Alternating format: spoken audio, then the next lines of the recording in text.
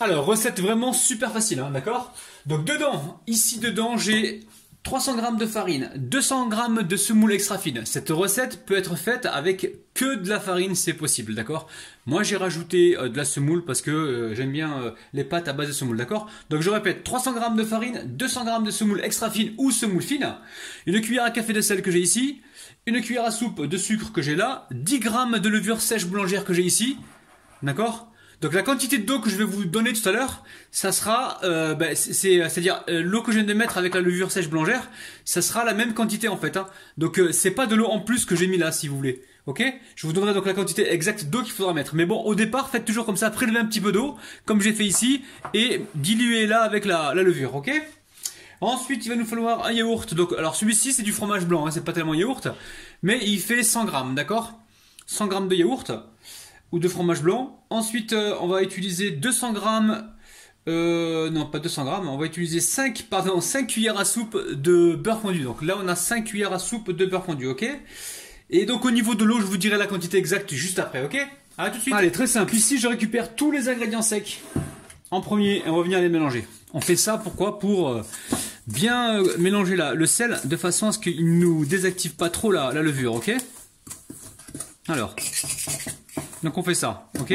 Une fois qu'on a fait ça, on va rajouter le beurre fondu. Beurre fondu, vous pouvez mettre de l'huile d'olive, hein, du zitoun, hein, c'est possible, il n'y a pas de problème. On récupère également le fromage blanc. Alors si vous n'avez pas de fromage blanc, les amis, vous prenez du lait, il n'y a pas de problème. Hein. Alors si vous avez du lait fermenté, c'est encore mieux. Hein. Mais après, si vous n'avez pas de fromage blanc ou de yaourt, vous prenez un peu de lait.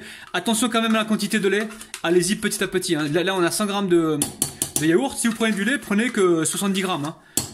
Alors je sais qu'il y en a qui vont me dire ouais mais les liquides on les pèse pas en grammes. Si, il y a beaucoup de chefs maintenant qui pèsent leur liquide en grammes, d'accord? Donc là c'est simple, vous mettez votre votre récipient, vous mettez la position grammes et vous pesez, c'est tout ce que vous avez à faire, ok?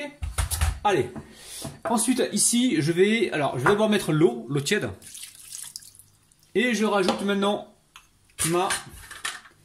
ma levure, hein, d'accord? Alors pourquoi je fais ça au départ? C'est pour permettre justement qu'elle se dilue correctement. Et ainsi, elle va mieux se mélanger à la pâte, à la farine. Hein. Allez, je pars au robot et je vous donne la quantité d'eau juste après. Allez, juste avant de partir au robot, je vais juste mélanger comme ceci. Hein.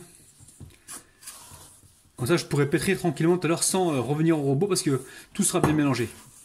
On n'aura pas donc de la pâte au fond de la cuve. Allez, c'est parti. Pendant environ, on va dire 5 minutes. Hein. Si vous le faites à la main, prévoyez 8 minutes.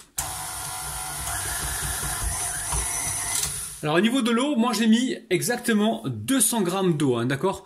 200 grammes d'eau, ça peut être 20 centilitres, ça peut être 200 millilitres. Mais attention, tout dépend de la farine que vous avez, donc ajustez. Si vous voyez que ça manque un petit peu d'eau, allez-y, mettez un petit peu d'eau, ok?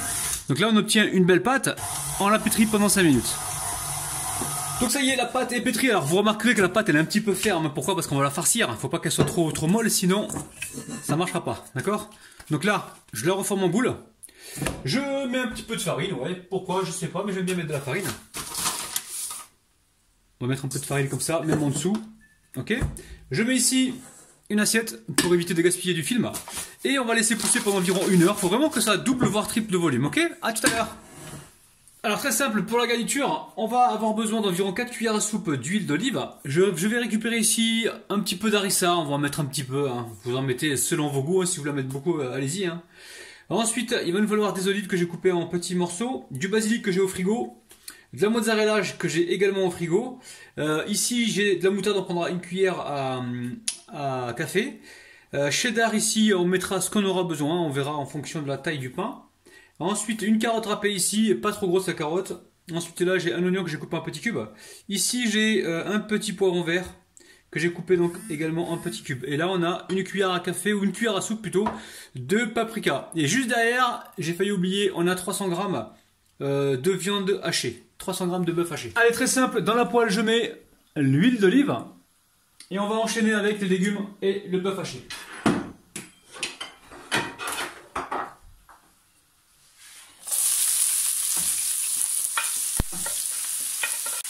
Donc là je vais mettre du sel, d'accord?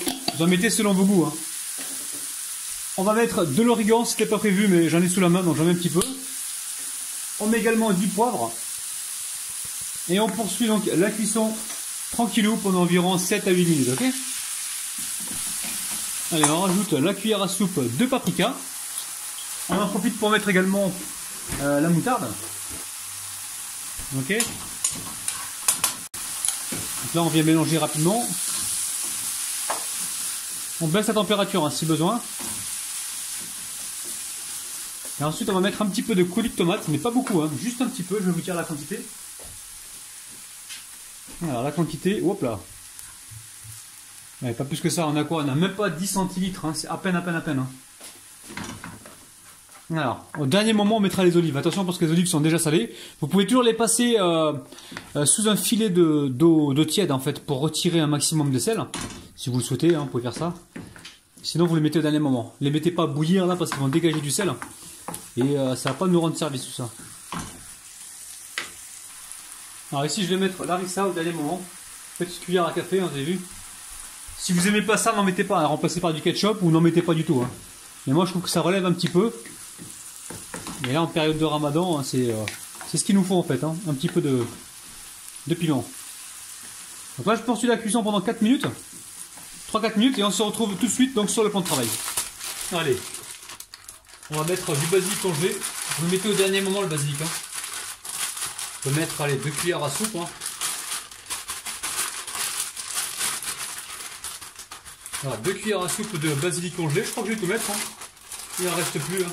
On ira en acheter tout à l'heure. Je mets tous les amis. Hein. Hop, pas de gaspillage. Et là, il n'y a plus qu'à mélanger. Je mélange tout ça. Allez, on en profite pour mettre les olives. Et là, on va pouvoir donc passer à la suite. Hein. Ça sent très très bon. Hein. Bon, j'avais dit de la mozzarella. Dans le frigo, je viens de trouver des petits cubes de chèvre, de fromage de chèvre. Donc regardez les amis, opération Rabinou le Radinou, hein. 1 € tout ça en fromage. Donc, et en plus c'est de la qualité. Hein. Je cache le début de la marque, hein, vous l'avez reconnu. C'est de la qualité. Donc n'hésitez pas à aller faire les magasins de déstockage. Vous allez trouver des produits intéressants. Le seul problème, le seul hic entre guillemets, c'est que les dates de péremption, voilà, sur certains produits ça va jusqu'à 1 an, sinon il y a quelques produits où ça va jusqu'à 15 jours, voire 1 semaine. Après c'est à vous de voir comment vous consommez vos produits. Ok, donc là pour l'instant je laisse refroidir, ok, et on va passer à la suite.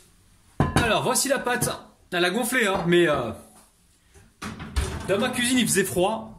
Donc j'avais laissé environ presque 1 heure, j'ai vu que ça montait pas. Je me suis dit non, je vais mettre ça dans un four éteint, légèrement éteint pour que la chaleur puisse justement permettre au gaz comme ça de gonfler. Et s'il fait chaud chez vous, ça va. S'il fait pas chaud, les amis, n'hésitez pas, faites comme moi, à éteigner le four ou alors laissez le temps à la pâte de pousser. Ok?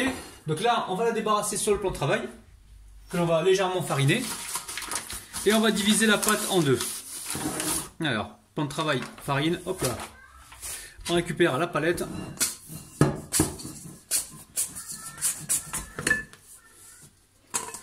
Ok. Alors là, on dégaze la pâte. Donc elle colle pas cette pâte, hein, ça va. Hein. Donc là, je viens de couper la pâte en 2, hein, d'accord. Et je reforme donc une boule en récupérant donc les extrémités vers l'intérieur, ok.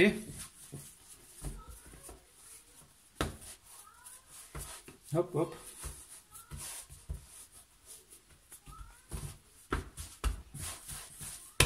Allez, maintenant je vais étaler 2 ronds. Ok? Je vais étaler 2 ronds et on va utiliser un poêlon. Je vais vous montrer tout à l'heure justement pour former notre peinture. Ok? Donc là, j'essaie de prendre le plus grand. Bon, c'est la même taille environ. C'est lequel le plus grand? Allez, on va dire que c'est celui-là. Allez, là j'étale avec le rouleau. Donc là j'ai fait mon premier disque. Alors, je récupère ici un poêlon. Je viens rouler ma pâte donc sur le rouleau. Et je déroule ça donc sur le poêlon, ok? Alors prenez ce que vous avez, hein, si vous avez un plat de tagine ou quoi. Hein.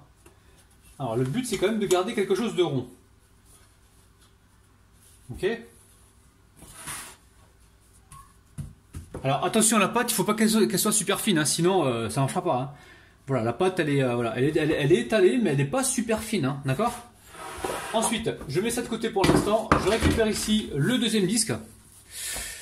Le deuxième disque, je vais attendre avant de l'étaler, le deuxième disque. Je vais attendre un petit peu. En attendant, je vais le recouvrir avec un plastique pour éviter justement qu'il ne sèche. Ok, donc là je mets un plastique comme ça par-dessus, on le met de côté. Je récupère ici mon poêlon avec la première pâte. On va récupérer la fourchette, on va faire des trous, pas beaucoup de trous, pour éviter justement que ça gondole pendant la cuisson. Pour ça je vous ai dit, ne faites pas une pâte qui soit trop, comment dire,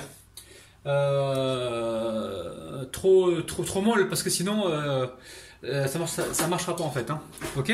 Donc là j'ai la farce que j'ai mis donc sur une assiette pour que ça refroidisse beaucoup plus vite. Je récupère ici mon fromage cheddar. Alors fromage cheddar, vous prenez celui que vous avez dans le frigo. Hein. Si vous n'en avez pas, c'est pas grave. Hein. Et là je vais étaler une couche, donc je laisse de la place pour souder la pâte. Hein. Ok. Alors là, on continue.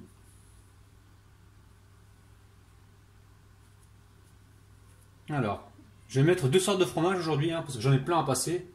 Donc j'en profite. On en met aussi au milieu et on garde toujours de la bordure. Ici, je récupère ma farce. Ok. Et je viens en disposer gentiment. Donc sur le fromage. Et j'évite d'en mettre trop sur la pâte qu'il y a sur les côtés. Ok. Ça sent bon. Oh là là, il me tarde de goûter. Moi. Alors quand c'est fait comme ça, on récupère le fromage à 1 euro. Fromage à 1 euro les amis. Oh là là là. Ça sent bon hein.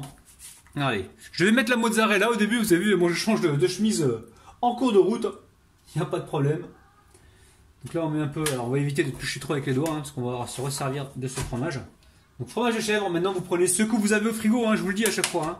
Faites en fonction de ce que vous avez. N'allez pas acheter des produits exprès. Si vous avez de la vache qui rit, du kiri, ça marche aussi. Il n'y a aucun problème. Hein. Est-ce que ça vous plaît les amis là? Déjà là vous pouvez prendre 2 secondes avec moi pour me laisser un petit pouce vers le haut parce que ça m'encourage, vraiment ça m'encourage. En même temps profitez-en pour partager la vidéo. Partagez la vidéo les amis, ça aide justement pas mal de gens à réaliser aussi cette recette et à la découvrir. En même temps il y a un petit bouton près du bouton abonné, il y a une petite cloche pardon. N'hésitez pas à l'activer pour recevoir donc toutes les notifications. Et voilà, puis abonnez-vous si ce n'est pas encore fait parce que je sais qu'il y en a beaucoup qui regardent les vidéos mais ils ne sont pas abonnés. Attention, papa de cucu. Allez. Ok, bon, là je crois que j'ai mis la dose en fromage. Hein. On va s'essuyer un petit peu les mains. On met ça de côté pour l'instant et on étale la seconde pâte. Après on pourrait imaginer remettre du cheddar par-dessus. Oula, j'ai le truc ça folle. On pourrait imaginer remettre du cheddar par-dessus et remettre la pâte, il n'y a aucun problème. Hein. Faites comme vous le souhaitez. Allez.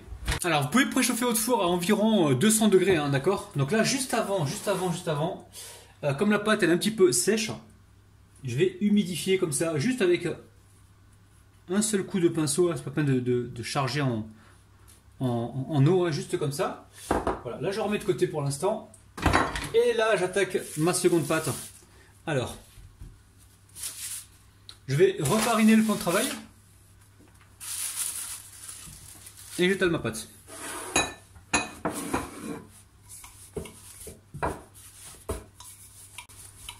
Allez, on déroule la pâte par-dessus, on garde le joli côté sur le dessus, hein, ok? Allez.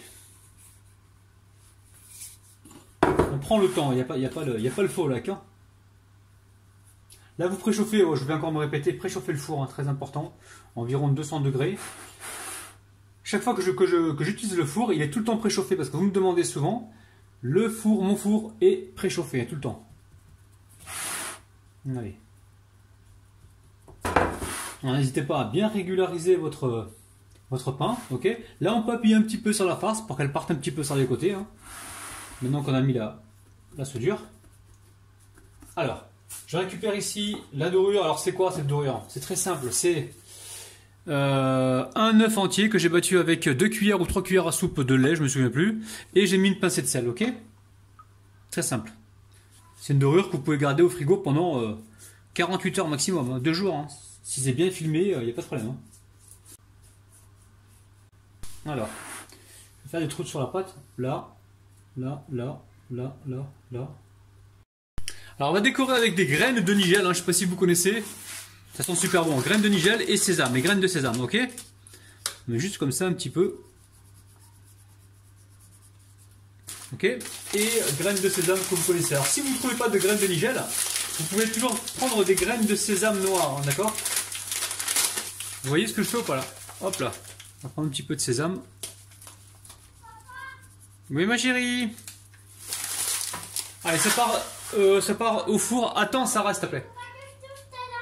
Non, non, faut pas. Donc le four il est en train de préchauffer comme je disais donc à 200 degrés et on est parti pour une cuisson d'environ je pense 25 minutes, faudra surveiller, à tout de suite. Donc ça y est, mon pain farci est cuit, donc au bout de 10 minutes j'ai baissé à 180 degrés hein, pour ne pas que ça brûle, donc faites attention de votre côté, ça a cuit au bout de 18 minutes, donc surveillez bien la cuisson. Donc pour l'instant on va laisser tiédir et on va revenir tout à l'heure. Ça sent vraiment très très bon. Allez, on va transvaser donc le pain farci directement sur une assiette. Regardez-moi ça, c'est magnifique.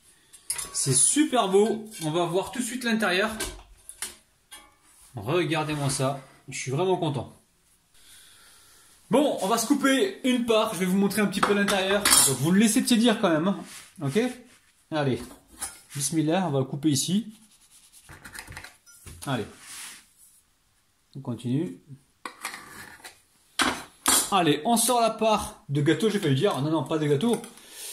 De pain turc farci hein, au bœuf. Je ne crie plus, hein, c'est fini les amis. Hein. Ça vous casse les oreilles. J'ai compris le message. Regardez-moi ça. Ça méritait un petit cri. C'est un truc de ouf les amis. Regardez-moi ça. Oh là là là là là là.